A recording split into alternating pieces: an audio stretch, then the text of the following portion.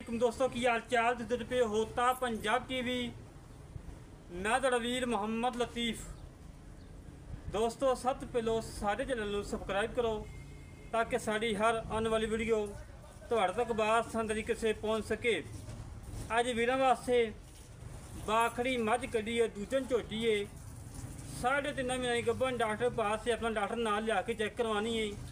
5 kilo दुध है, माशाल्लाह चंगे वड्डे कद वाली, चंगी लंबाई वाली, चंगी चौड़ाई वाली। बाकी कैमरामैन साहब तसली करवांदा है। मेरे वीरां ने मझ दा अंग अंग चेक करना है। एक कड्डी पुट्ठा चंगा चौड़ा और खुडा चंगा चौड़ा, सिंग थोड़ा जिहा खुला रख के मोड़दी आंदी करम वाली। और मेरे वीरां ने कंड चेक करनी, कंड बिल्कुल तीर सीधी है। थान माशाल्लाह बड़ा लाजवाब लगा है, बड़ा प्यारा तो बड़ा खूबसूरत लगा है। और मेरे वीरां ने मझ दियां बरीकियां चेक करनियां ने। फुल बरीक चमड़ी की मालिक है, फुल बरीक चमड़ी की मालिक है। पिछले 2 खुद सफ़ेद ने, अगले काले ने। और चमड़ी मेरे वीरां ने चेक करनी है और पूछड़ चेक करनी है, बरीक धागे वगरी है और वक्खी बिल्कुल छोटी जी। और कद मेरे वीरां ने चेक करना है। कोई वीर मौके पर आके कहे कि लतीफ़ भाई कद छोटा है तो भी आन जान का खर्चा किराया दे के टुरांगे। पिछले 2 खुद सफ़ेद ने, अगले काले ने। और लंबाई बड़ी, चौड़ाई चंगी, कंड बिल्कुल तीर सीधी, वक्खी बिल्कुल छोटी जी। माशाल्लाह काली शाह झोटी है, मुश्किल समझ लो। पूछल दे वाल चाक सफेद या पिछले 2 खुद सफेद ने। मेरे वीरां ने थान चेक करना है। मुठ मुड़दा बड़ा सोहना थान लगा है और चंगियां विरलां दे विच लगा है। 5 किलो दुध है, जिहड़े वीर दा दिल करे 2 टाइम चो के तसली करके लैके जावे। और बाकी मेरे वीरां ने सिंगी चेक करनी है, किंगरी वाली सिंग, धौन लंबी, बूथी मेरे वीरां ने सामने, काली शाख मन मन की लगी करमाली नूं। और हुसन बड़ा है, घरेलू मझ है, किसी व्यापारी के किले नहीं खड़ोती, बिल्कुल घर दे खड़ी है। और मेरे वीरां ने पुट्ठा खुडा टाकां तसली दे नाल चेक कर लैनियां ने।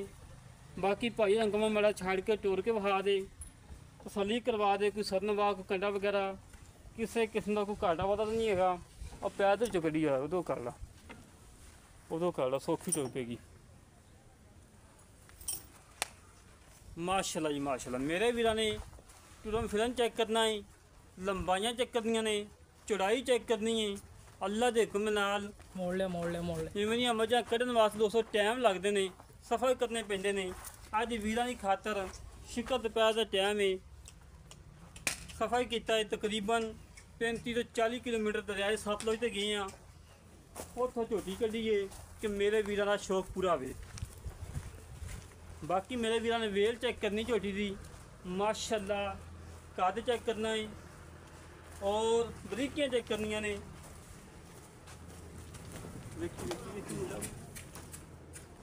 बस ठीक बांध दे जा,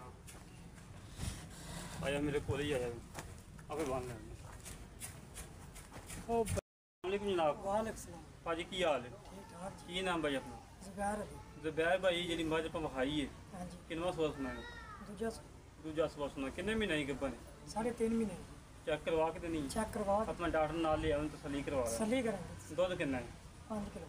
5 किलो दुध 2 टाइम का? 2 टाइम। पहाड़ तो मिल जाएगी टीके से? पहाड़ तो मिल ते कोई नुक्स है? कोई नुक्स नहीं, बिल्कुल ओके है। बिल्कुल घर दी मुल ही? घर दी जी घर दी।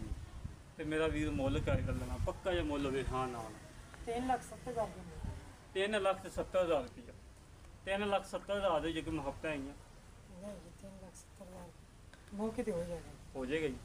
उन्हें को 5,000 की शाल मार मौके ते कर लांगे किस टाइम लैन दा इरादा हो। अच्छा जी बड़ी मेहरबानी। ला दोस्तों जेड़े वीर नूं झोटी पसंद आवे साडे नाल करे राबता 0306 51 10 914। 0306 51 10 914 ये कॉल नंबर है, व्हाट्सएप नंबर है, ईमेल नंबर है। इस तरीके नाल अपने वीर नूं इजाजत मिलांगे। एक अच्छी वीडियो ते पाकिस्तान अल्लाह ने के पाम।